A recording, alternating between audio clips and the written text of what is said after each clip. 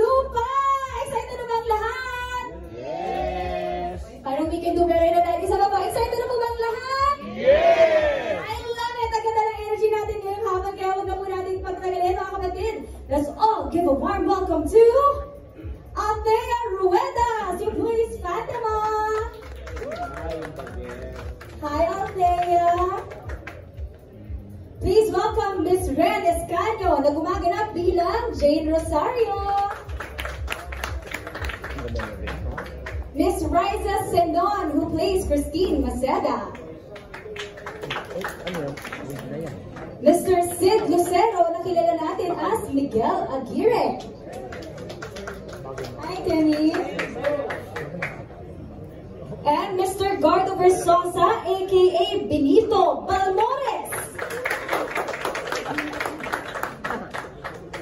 And of course, last but not the least, Mr. Kiko Estrada bilang Norman Cana Cruz.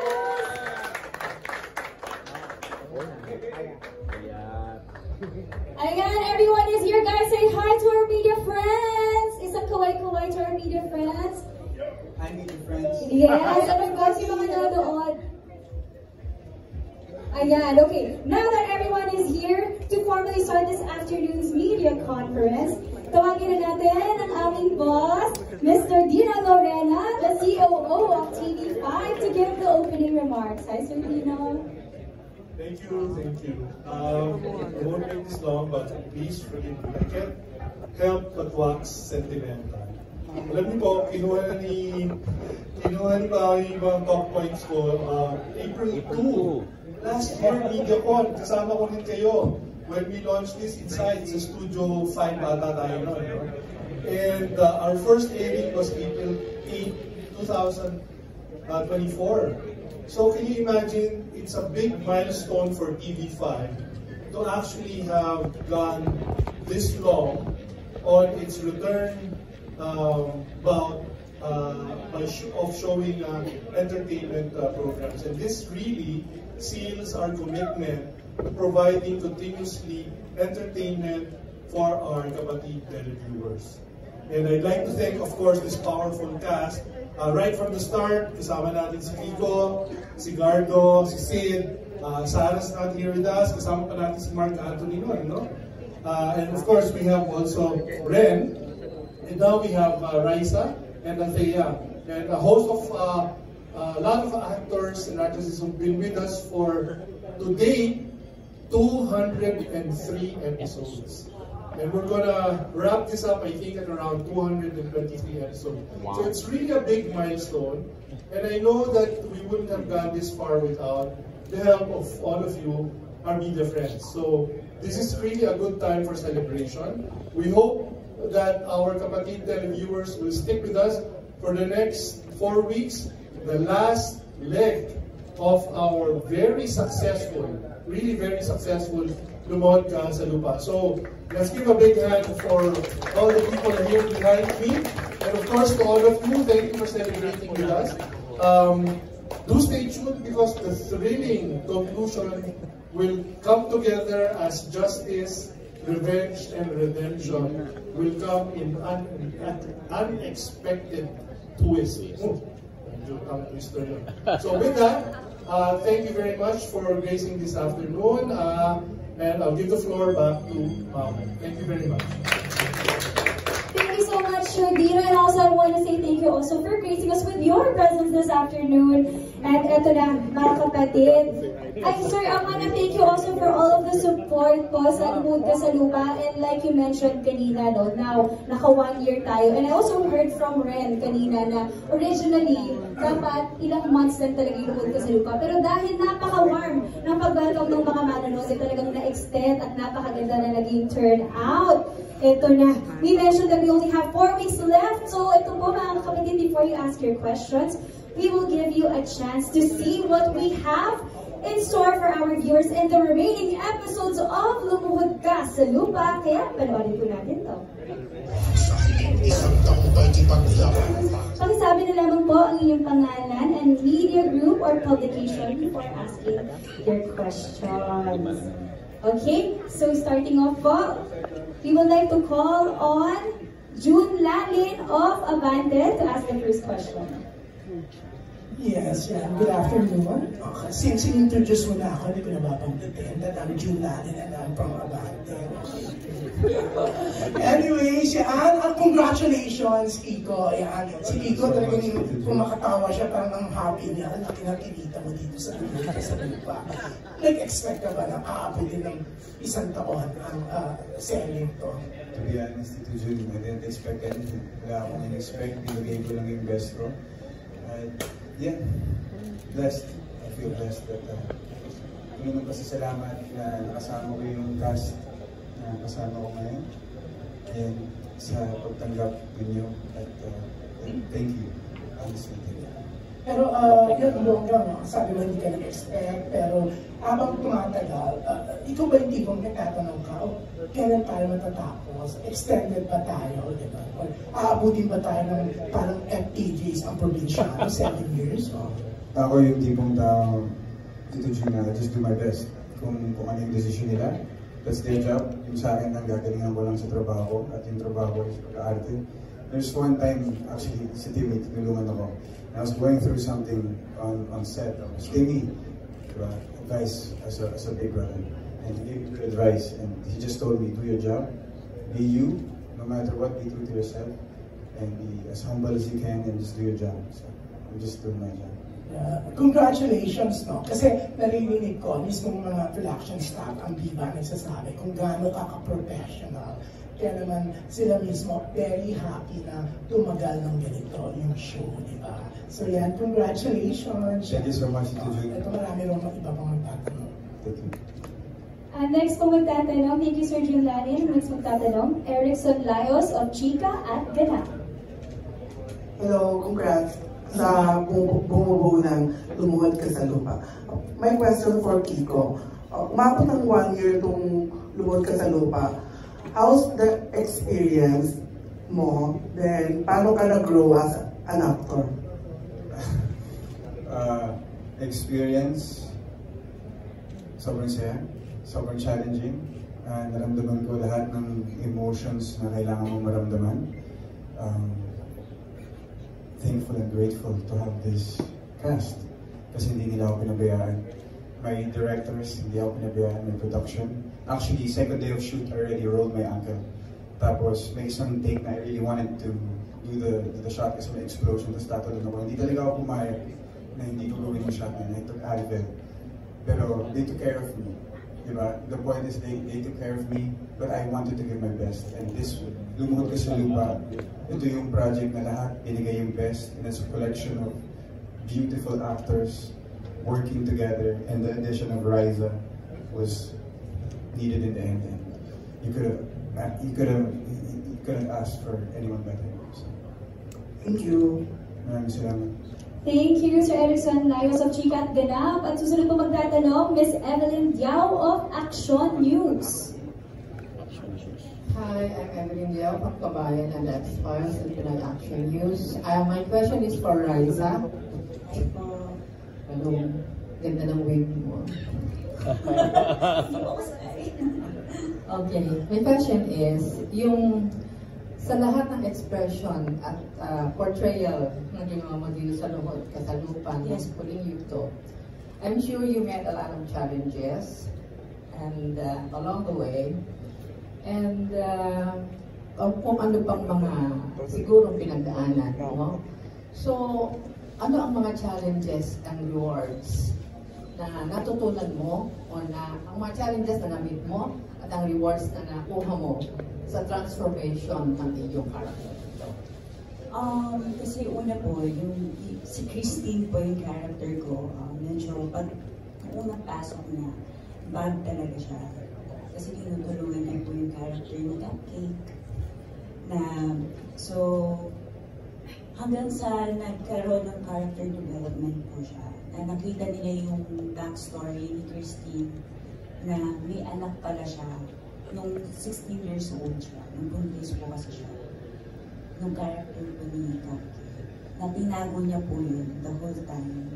So feeling ko yun po yung challenge for me, na kung paano ko i-express sa halos ka-age ko na anak, yung nararamdaman ko as Christine and kung paano ko sasabihin sa kanya. Kasi yun po yung pinaka-highlight po ng lahat na naging eksena ko po yun.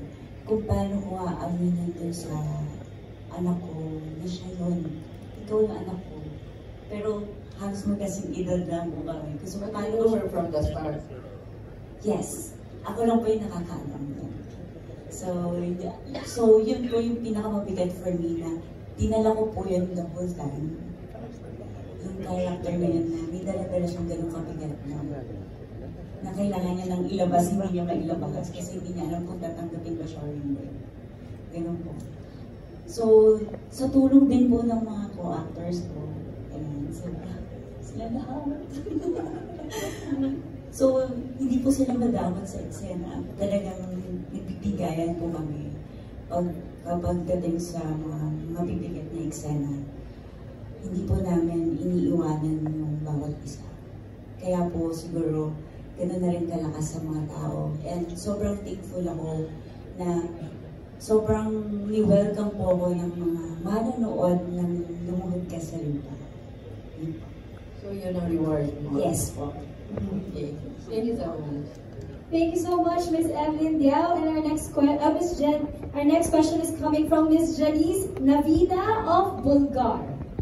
Hi, good afternoon. First, congratulations to the whole team kasi umabot ng 1 year, di ba? So ngayon, parang sa dami ng teleserye, bihira na yung maabot talaga ng 1 year. So congratulations. Pero yung question ko, I'm just wondering bakit kasi nung nilaunch to, nandun si Sarah Nabati. So siguro sa tagal, ang dami nang nabawas, and sila Heaven, parang wala na rin yata.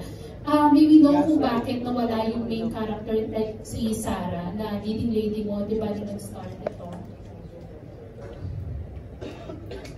Sino kayo pwedeng sumagot from the production or hindi kasi masagot ni June Larry? Sino direct na nasa likod ko? I think this is a question suited for production or our director.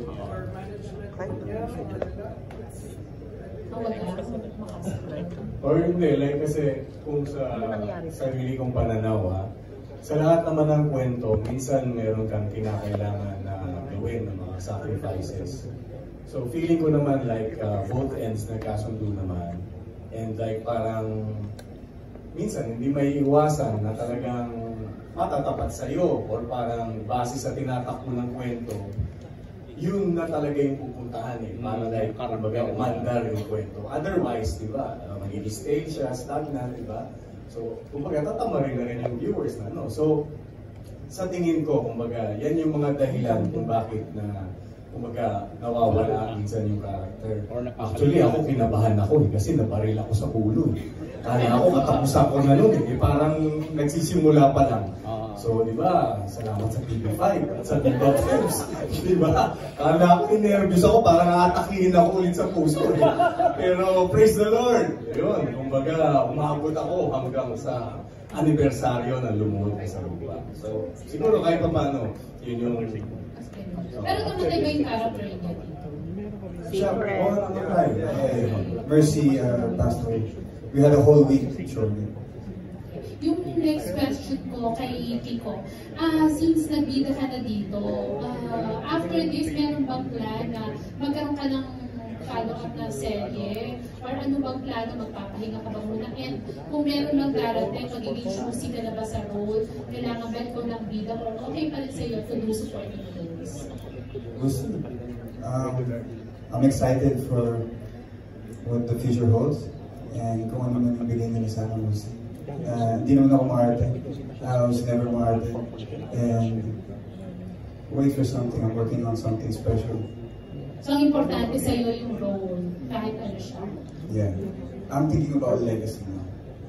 The next one. I promise you. Last na lang kay Cupcakes regarding Yes, Cupcake. Excuse me, maidugtong ko lang, di ba? Yung tipo kasi ni Kiko, bibidahin niya. Yung support, sa akin yun na lang bigay. Di ba? Totoo yan. Totoo yan. Bibidahin ko ito, mahaba pa yung lalakbay niya. Di ba? Kaya Yun kay Sir Ricardo siya kay City question ko. Since mas senior naman kayo kay Kiko, paano niyo siya i-describe as sabi niyo nga, ang lead role talaga na siya at yung kanyang magiging actor, paano niyo i-describe? Well, obviously he's already gotten the package, right? Like physically, the language, he speaks both languages very well. He's got the face, he's got the height, the voice, everything's there. He's got the action.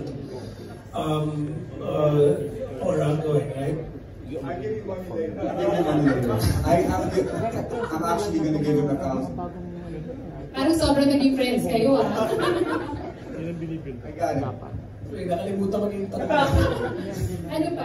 Paano mo nakilala si Kiko? To describe him, he's like, I think he's a fireball, man. Like if I'm going to describe kung ano talaga in a word, like the craft to him is, he's just passionate, 100%. Like it's almost too much. Sumobra? Hindi naman sumobra. Sabi ko almost. Almost too much. But he's one of the most passionate people I've ever met in the industry, and that makes it inspirational. So it makes the job so much easier. Parang nag-blush yung Kiko, That's my idol. Siguro, isang common denominator namin, Mama's Boy. So sabi ko, syempre, basta Mama's Boy, won't go wrong. And then sabi ko nga sa kanya, nakikita ko yung kabataan ko sa kanya. Pero syempre, mas malakas yung sex appeal niya sa akin. Paano? Napaglipasan ako eh. Pero, ipapamana ko na sa'yo yung pagiging machete.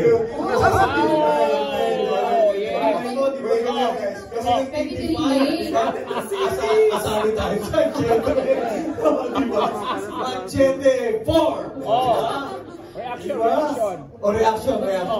Kinuha niya yung punchline ko. Tapos sasabihin ko sana, mas may sex appeal ka kay machete. Tapos kinuha niya na, binalik niya sa akin. So, ikaw na yun. So pinamana na nga sa'yo, Kiko. Alam. Sa kanya lang yun. Pero kung sila natin, kung sakaling i-offer nga sa'yo yung machete, willing ka to do the role.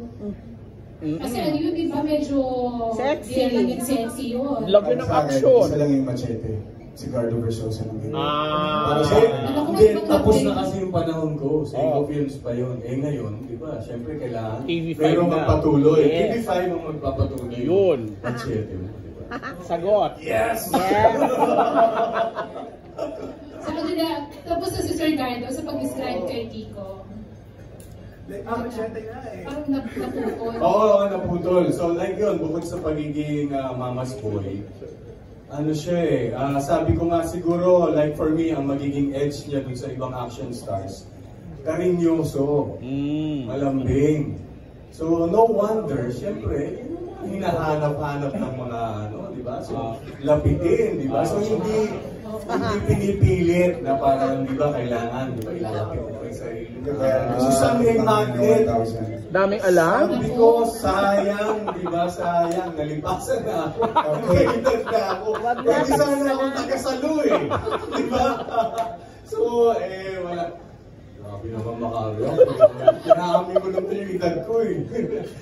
So, yun nga. So, maraming mga and then like acting-wise, palagi siyang open. So, yun yung kagandahan, di ba? Kumbaga, he's always like, just what you said, he's a fireball. So he's always on fire, he's always on his toes. So hindi niya sinasara na parang, siguro, parang like, minsan may na-encounter ako na iba na parang bago pa lang, alam na niya lahat. So mahirap pag gano'n, kasi like kahit ako, kahit sa edad ko, mas maganda yung palagi kang bukas eh. Dahil di ba, non-stop naman yan. Diba, you always learn. So he's always willing to learn and magaling siyang magaling. So, ano yan, swerte ng magiging asawa niya ako sa kanya. Or girlfriend muna. Kung sinong magiging girlfriend, napakaswerte. Wala pa ba? Actually, sabi ko nga sa kanya kung naging babae lang ako, susuyuhin ko to ng gusto, iuwi ko to sa mga magulang ko. Kasi? Kasi rolled into one. Wala ka nang hahanapin ba? Siyempre, yung iba hindi ko na pwedeng i-discuss, di ba? It's not for public consumption. So guys, amin na lang yun, di ba? kung wala na ako pera bigay sa inyo sa dalawa. Ubus yung card mo. Ubus na yung card ko mamaya. Tama na pumubola. Tama na pumubola. Hindi, kidding aside talaga. Kasi sabi ko nga, di ba, like, pag malapit ka sa magulang mo, lalo na sa nanay mo, kumbaga dami ko na-encounter na meron pa, hindi ko na lang babanggitin, sobrang babaero. Pero kaya pala siya babaero, ang dahilan is wala siyang makitang kagaya ng nanay niya. So sabi ko, na-justify ko na yung sa akin. Wow. Kaya rin wala ko nung kabataan ko. So yun, now I know, di ba? Kahit pa paano na-justify. So yun, siguro, yun na yung yung description niya ng tipo. Hindi, actually, hindi ko akalain kasi na ganyan siya. Kasi like, unang tingin, kunwari kung babae ako, unang tingin parang suplado, di ba? Parang mayaman, parang get along with, di ba? Sir! Yes, magandang hapon po. Cupcake na po ha, hindi na sunshine ha. Ayun. Again, maraming salamat po sa mga bosses ng TV5. And yun, siguro, kung meron ka pa rin idadagdag na tanong, kung hindi masyadong censored, masasagot ko tayo. Hindi, parang gusto ka lang pigilan ni Kiko, baka may mga ibon. Oo baka madulas ako Actually, kumbaga sa haba nung pinagsamahan, alam ko na, yung mga sikreto ng mga yan, wala na silang tatago sa akin. So si Gardo na lang pala tatanungin namin pag may gusto kaming malaman kay Kiko. Text nyo lang ako. Thank you and good luck sa last 4 weeks. Thank you, Miss Jerice. Grabe na buhayan ng dugo ang voice ng Lumuhod Ka sa Lupa sa mga questions nyo. And before you...